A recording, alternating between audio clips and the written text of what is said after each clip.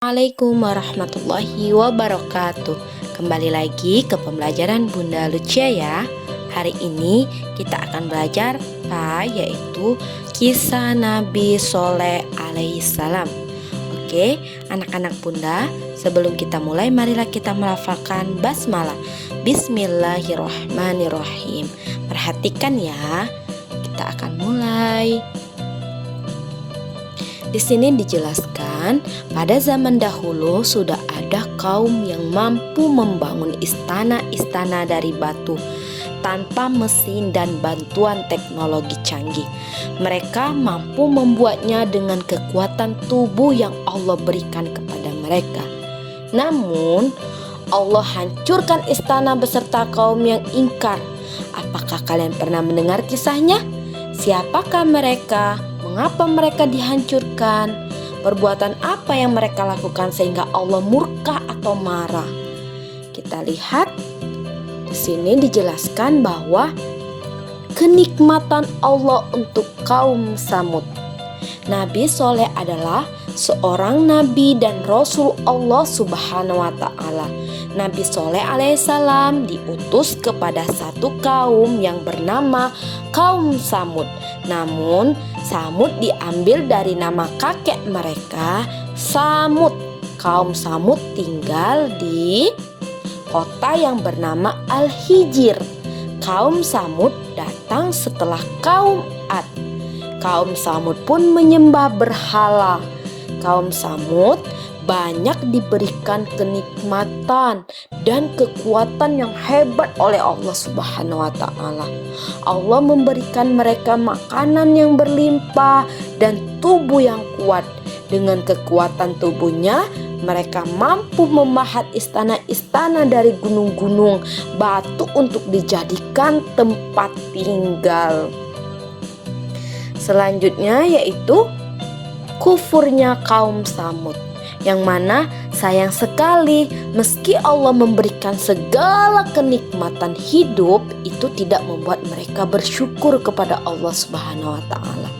Mereka menyembah patung dan berhala. Di sini ada gambar patungnya kan?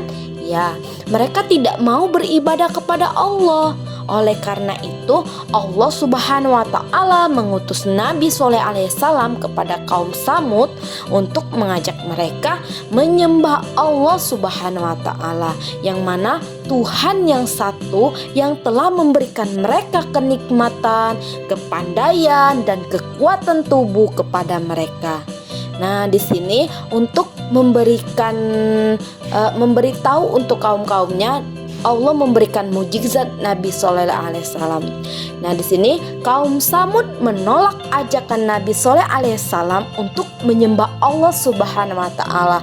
Mereka meminta bukti kenabian Soleh alaihissalam. Kemudian Nabi Soleh alaihissalam memukulkan tongkat ke batu tersebut. Nah, di sini ada batunya ya. Nah, di sini dia memukulkan tongkatnya ke batu besar di hadapannya dengan izin Allah. Dengan izin Allah batu tersebut berubah menjadi unta betina yang sehat dan gemuk.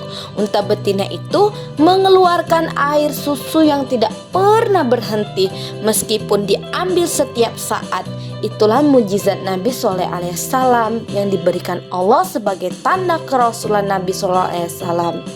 Nabi Soleh alaihissalam ya. Berikutnya yaitu pembunuhan unta. Nah, di sini melihat mukjizat Nabi Soleh alaihissalam tersebut, kaum Samud masih tidak mau beriman. Mereka menganggap itu hanya sihir belaka. Bahkan mereka berani membunuh unta betina itu pada hari Rabu, padahal sudah dilarang oleh Nabi Soleh alaihissalam sebagaimana yang difirmankan Allah terdapat dalam surah Al-A'raf. Dan kami telah mengutus kepada kaum Samud saudara mereka Nabi Soleh. Ia berkata, "Hai kaumku, sembahlah Allah, sekali-kali tiada Tuhan bagimu selainnya. Sesungguhnya telah datang bukti yang nyata kepadamu dari Tuhanmu. Unta betina Allah ini menjadi tanda bagimu.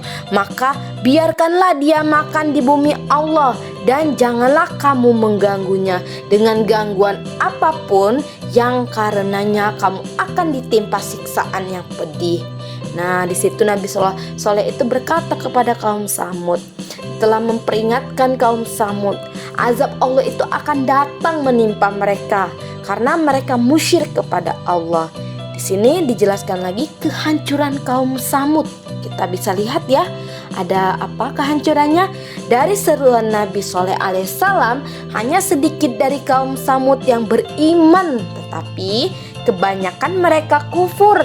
Mereka sering mencaci maki dan menyakiti Nabi Soleh alaihissalam. Itulah kesombongan dan kekufuran kaum Samud. Mereka tidak menyadari bahwa Allah Subhanahu wa Ta'ala maha gagah dan maha kuat. Kekuatan Allah Subhanahu wa Ta'ala melebihi kekuatan mereka. Azab Allah itu sangatlah dahsyat. Tidak ada satu orang pun di dunia ini yang dapat menahan azab Allah Subhanahu wa Ta'ala. Nabi Saleh alaihissalam berdoa kepada Allah Subhanahu wa Ta'ala. Doa beliau dikabulkan oleh Allah Subhanahu wa Ta'ala. Azab Allah pun datang setelah berselang 3 hari. Hal ini dimaksudkan untuk apa? Ya, di sini dimaksudkan untuk memberikan kesempatan agar mereka bisa berpikir dan bertaubat kepada Allah Subhanahu wa Ta'ala. Akan tetapi percuma saja, bukan hanya mereka sadar dan bertaubat, mereka malah merencanakan untuk membunuh Nabi Soleh alaihissalam di malam harinya. Namun pada hari Ahad tiba-tiba muncullah suara keras dari langit, datang menyambar silih berganti. Tidak sedikit kaum Samud yang terkena sambarannya. Tidak cukup sampai di situ, gempa bumi pun datang dahsyat dengan tiba-tiba dan menggoncang bumi dengan sangat hebatnya.